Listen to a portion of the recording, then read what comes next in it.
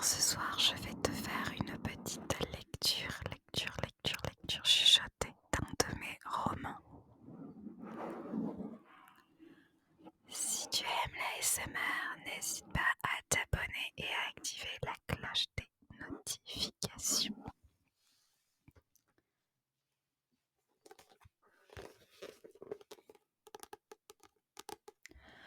Ce soir, je vais te faire une lecture chuchotée de mon roman Le Prix de la Rédemption, Rencontre en bleu. J'avais déjà fait des lectures chuchotées de ce roman. Donc il est disponible sur Amazon. Ne t'inquiète pas de cette petite bande. C'est juste parce qu'il s'agit d'un de mes exemplaires d'auteur. Donc le Prix de la Rédemption, de quoi ça parle? C'est l'histoire de Lenny Jensen, qui est chef d'un gang.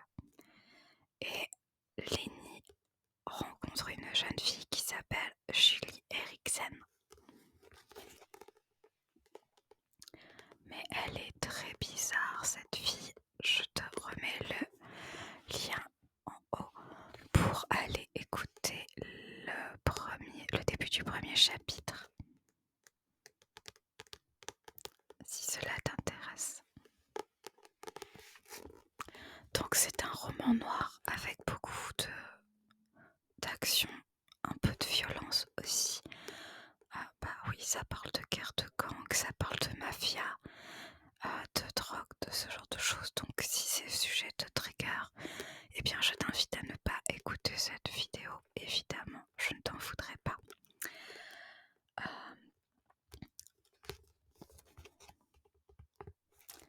C'est aussi un roman dans lequel il y a beaucoup d'humour. Après, c'est vrai que comme tu n'as pas tout le roman, je ne vais pas lire tout le roman, il y a peut-être des points d'humour que tu ne risques de ne pas comprendre, parce que bien, il y a certaines choses qui ont lieu tout au cours du roman, et c'est ça qui fait qu'elles sont drôles.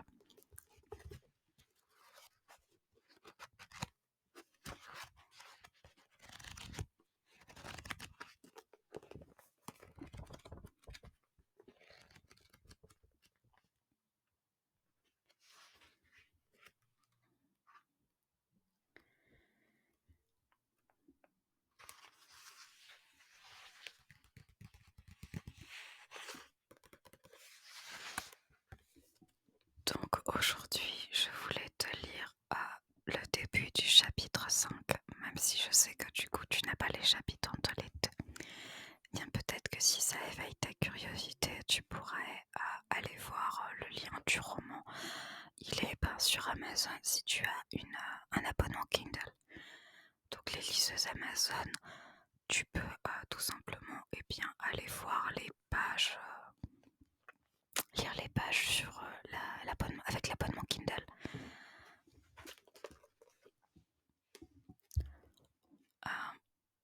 Si jamais tu as cet abonnement, et bien moi ça m'aide beaucoup en tant qu'autrice. Après tu peux acheter le livre. Sinon, si jamais tu veux une dédicace, et bien si tu as la possibilité d'aller au salon où je vais, tu pourras me rencontrer. Sinon, je fais aussi des envois postaux, sachant que les prix des envois postaux, et bien c'est avec la poste. Donc c'est pas forcément donné. Mais voilà, si tu veux une dédicace, tu peux me DM sur Instagram ou sur Facebook, et voilà, on peut en parler. Ça me fait toujours très bizarre quand il faut que je lise un de mes romans parce que j'ai vraiment pas l'habitude. Et ouais, c'est toujours très bizarre. Je vais essayer de lire en chuchotant, ce qui n'est pas évident du tout, sachant que j'ai absolument aucun souffle. On va essayer. Chapitre 5. Vaine menace. Il franchit à peine le seuil de la maison que les 3 enfants de Luigi lui sautent dessus pour l'accueillir à coups de joyeux oncle Lenny. Ils se sont pourtant vus 2 jours auparavant pour l'anniversaire de l'aîné. Leur bonne humeur lui fait plaisir, mais cette fois, aucun de leurs visages souriants et de leur cajolerie ne viendra à bout de sa hargne. Ils se contentent d'un baiser sur chacun des 3 crânes avant que leur mère ne les embarque en affirmant qu'il est l'heure d'aller au lit. Elle répugne à le voir chez eux. Il est un gangster, elle ne tient pas à ce qu'il montre le mauvais exemple à ses fils. Elle le tolère uniquement pour qu'il mette fin à cette situation. Luigi, Jesus et la fille aux cheveux bleus se trouvent dans la cuisine. C'est à cause d'elle qu'il est là. En la voyant, ses muscles se crispent et il voit rouge. Dans la pièce encombrée de nourriture et de vaisselle sale dans l'évier, ils sont à l'étroit. Jesus fait les 100 pas. Julie Eriksen est installée devant une assiette presque vide et une canette de soda. Elle rit à l'une des blagues de Luigi sur la manière dont on appelle un cochon qui a des ailes. Lenny éprouve une irrésistible envie de la soulever de la chaise pour la cogner. Son désir est viscéral. Il veut qu'elle disparaisse. Il a sauté dans son 4x4, traversé le quartier pied au plancher, son fusil sur le siège passager pour arriver jusqu'ici aussi vite que possible. Si on l'avait arrêté, il aurait ouvert le feu, tant son inquiétude est grande. L'appel de Jesus résonne encore dans sa tête. Son bras droit ne l'avait pas prévenu que Julie leur avait volé une voiture. Il ne lui avait pas plus dit qu'elle s'était échappée quelques œufs plus tôt, ni qu'ils avaient parcouru la moitié de la ville pour lui mettre la main dessus et la retrouver devant un parc.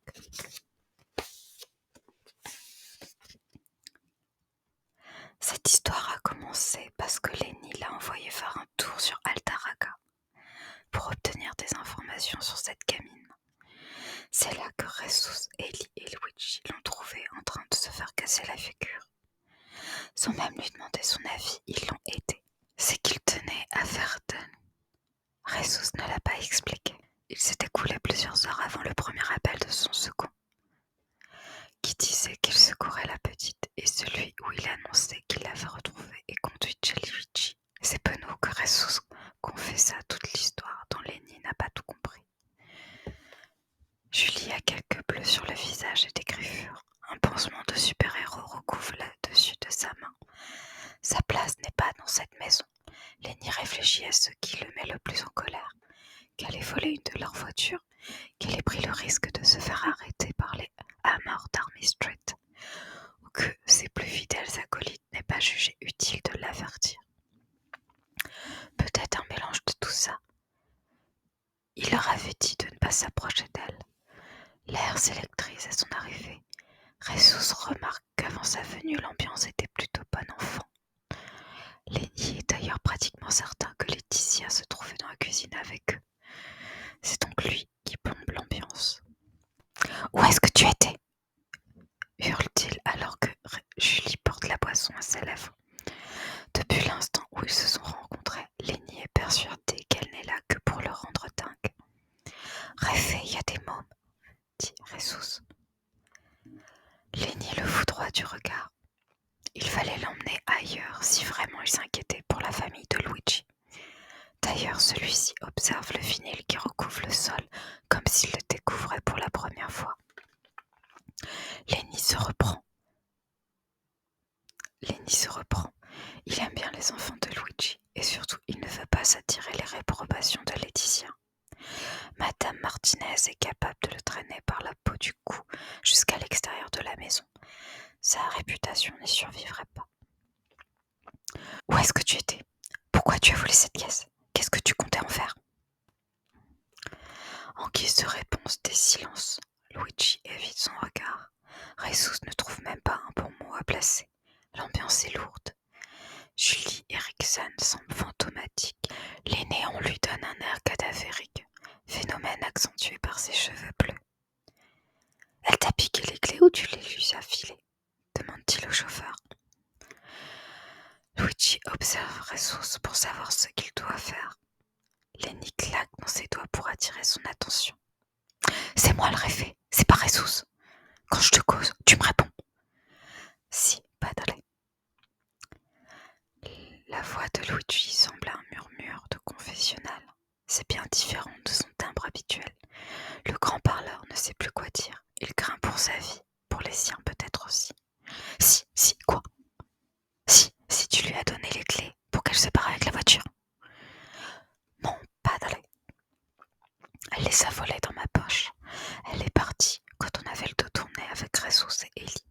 On cherchait un endroit où elle pourrait dormir sans vous le dire, parce qu'on ne voulait pas vous embêter alors que vous étiez... Enfin, vous voyez quoi. Au moins, Luigi a l'intelligence de ne pas révéler qu'il était en rendez-vous avec Yuri, le vendeur d'armes. Julie Rexel n'a pas besoin de connaître ces détails, tout comme elle n'avait pas à connaître l'adresse de la maison des Martinez. Lenny serre les poings et les mâchoires et rêve d'ajouter une larme au coin de son œil. S'il la tue, il se jure qu'il le gravera tout jamais dans sa chair et il fêtera l'événement avec du champagne, de la cocaïne et un feu d'artifice au C4. En attendant, il exige des explications. Elle balaye du regard la table d'un bout à l'autre. En silence, elle remonte la manche de son sweatshirt très haut. Une entaille superficielle s'étire de son poignet jusqu'à la saignée de son coude.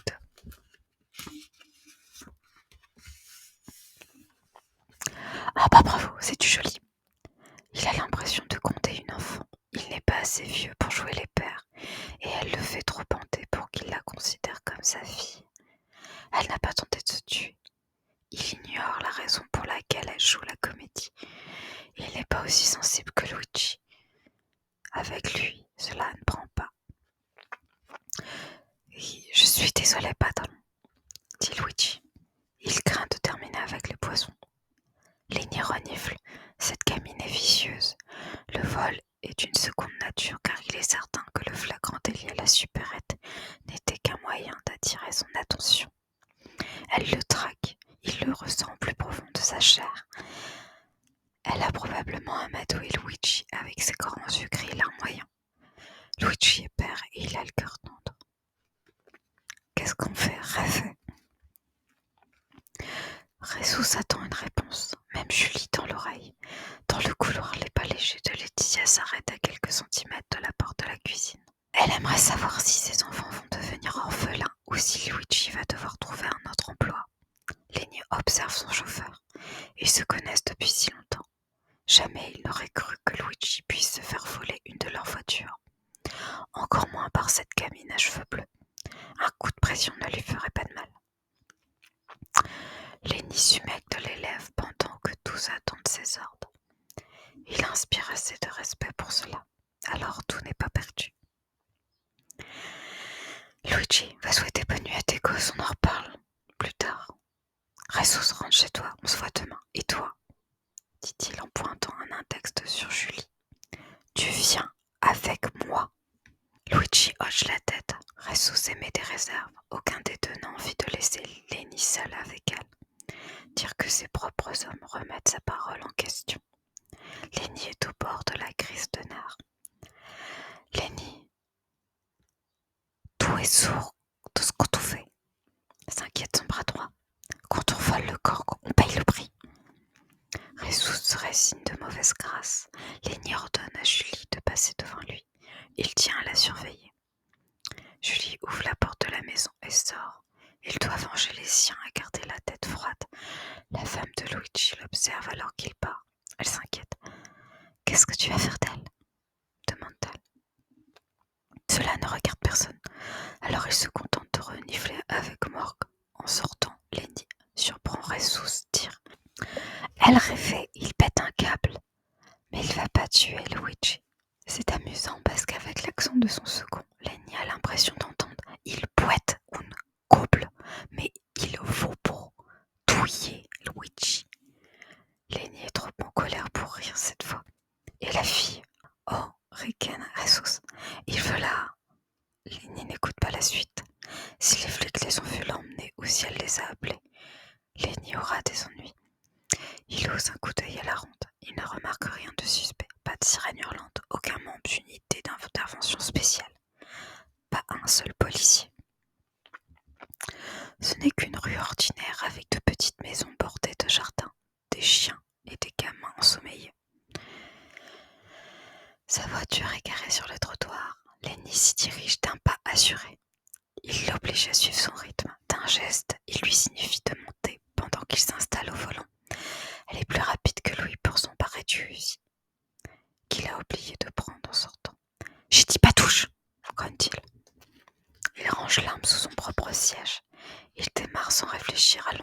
il va. Une balle dans la tête réglerait pour de bon le problème, Julie Eriksen. Assise à ses côtés, elle observe la route. Elle ne proteste pas. Elle ne subit pas. Elle ne s'inquiète pas. Il roule un peu vite. De temps à autre, il jette un œil sur elle. Son parfum fruité embaume l'habitacle. Tu ne peux pas la liquider. Ce n'est pas comme prendre la vie de l'autre con, lui chuchote sa conscience. Lenny se rend à l'évidence. Supprimer son ancien chef était une nécessité pour le groupe, mais la tuer elle. Il pile au feu rouge. Elle ne bouge même pas son siège, presque figé. Son silence le met en colère. Sa réaction n'est pas naturelle. Il a envie de la secouer pour lui rappeler qu'elle doit avoir peur, qu'elle n'a qu'une vie et qu'il ne faudrait pas plus de quelques secondes pour la lui prendre. Au lieu de ça, il parle. Tu as conscience des emmerdes pour Luigi. Qu'est-ce qu'il t'a fait pour que tu le remercies de cette manière? Elle fait la moue. Lenny redémarre. Ce n'est pas vraiment de Luigi qu'il souhaite discuter, mais le silence le rend nerveux. Tout est étrange chez elle. Lenny la dévisage un instant. Il manque de renverser une poubelle et se reprend. Ce qu'elle cache l'obsède autant que le goût de ses lèvres. J'aurais pu la revendre, dit-elle. Elle pense la même chose que lui, intérieurement et jubile. Elle est intelligente. Dans la manière où elle prononce revendre, Lenny saisit qu'elle sait qu'elle aurait dû se tourner vers les Hammers d'Army Street, que cela ne lui fait rien. Elle est futée, exactement ce qu'il fallait dire pour attirer son attention. Il serait bien payé pour avoir une de vos voitures. Ou il t'aurait buté, réplique Lenny. Du moins, c'est certainement ce qu'il ferait lui-même si on venait lui proposer la voiture d'ennemi, où il remercierait avec beaucoup d'argent. Ça te répondrait de mon humeur, me dit-il. Et aussi de qui me ramène la bagnole. Ou c'est moi qui les aurais butés, répond-elle. Les poils se dressent sur sa peau. Une décharge électrique parcourt son corps. Si un nouveau lui disait ces mots, Lenny n'hésiterait pas une seconde à lui donner sa chance. Sauf qu'elle n'est pas une recrue. Il crie un stop, les rues sont désertes. Il y a peu de risques qu'il croise une voiture de police ce soir. La majorité des unités sont au stade pour surveiller la sortie du match ou les quartiers des bars, ce qui signifie qu'il a la paix. Elle joue avec ses nerfs. Tu as eu une dure journée, concède-t-il. Mais bordel, tu ne peux pas voler la voiture de Luigi et t'ouvrir les veines. C'est avec mon couteau que t'as fait ça. Je n'ai nulle part où aller. Personne qui tient à moi. Autant en finir. Elle cherche à lui tirer les larmes en prenant une voix plus aiguë. Lenny n'a pas le cœur aussi délicat que son chauffeur. Merci pour lui. Ce n'est pas une gamine aux yeux gris qui va l'attendrir. Pitié, pas avec moi. Je suis restée assez longtemps en tôle pour savoir quand quelqu'un veut vraiment se foutre en l'air ou embobiner un jury. Pour toute réponse, elle hausse une épaule. Elle est maigre et son corps flotte dans son hoodie XXL. L'hématome de sa mâchoire prend une couleur de plus en plus violacée. Alors c'est ton proprio qui t'a tabassé, demande Lenny en tournant à gauche. Ancien proprio. Pour 3 mois de loyer de retard. Je savais pas que les cafards étaient compris dans le tarif. Elle marque un temps d'arrêt. Lenny sent son regard braqué sur lui. Cette fois, c'est elle qui est en colère. L'air de l'habitacle devient plus électrique. Je sais pas pourquoi tes gaz sont pointés dans ma rue. Pile à ce moment-là, dit-elle sarcastique. Étrangement, ils savent exactement où j'habitais. On pourrait presque croire qu'un abruti lui a donné mon adresse. C'est moi que tu traites d'abruti. Je n'oserais pas dire à un chef de gang que c'est un abruti, persifle-t-elle. Je pourrais te buter. La tête de Julie roule sur l'appui-tête pour le dévisager, puis elle revient sur la route. Il n'arrivera à rien s'il la braque. Alors il s'efforce de trouver quelque chose à répondre pour l'encourager à parler.